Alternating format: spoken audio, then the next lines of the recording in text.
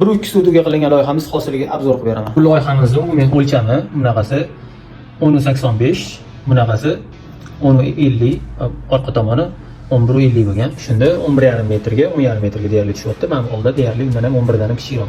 Ko'cha tomonda bu yerda mashina qo'ysak bo'ladigan joyi bor, agoroti bor. O'shanga mashina olib kirishimizni mijozimiz xohlamaganlar, faqat o'zimiz kirib chiqishimiz uchun kalit qo'yib berganlar. Endi bu yoqda kirganimizda hovli bizada va bu yoqda katerni, agar kerak bo'lsa ehtiyojga qarab turib, mana bu yozgi tualet ham sig'dirib olsak bo'ladi. Lekin bular xohlamaganlar uchun bu yoqni zilin zona qilib qo'yganmiz. Shunda bizada hovlimiz 4 metrga deyarli 6 metr qo'yapti.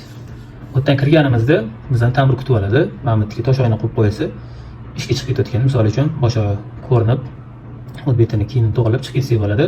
Va mana bizdan tagiga shkafni qo'rilgan, bu yerda misol uchun palta-maltalar ham mumkin yilib qo'ysang bo'ladi. Bundan tashqari ham omborxona bor, bu yerni xohlashsa garderob ishlasa bo'ladi.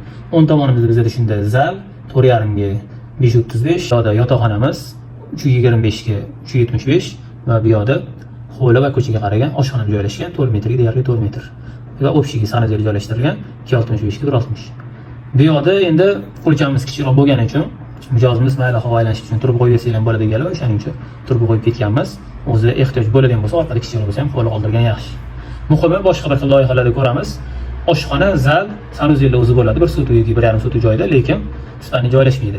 Spaning chunki joylashuvi ham qiyin bo'lgani uchun.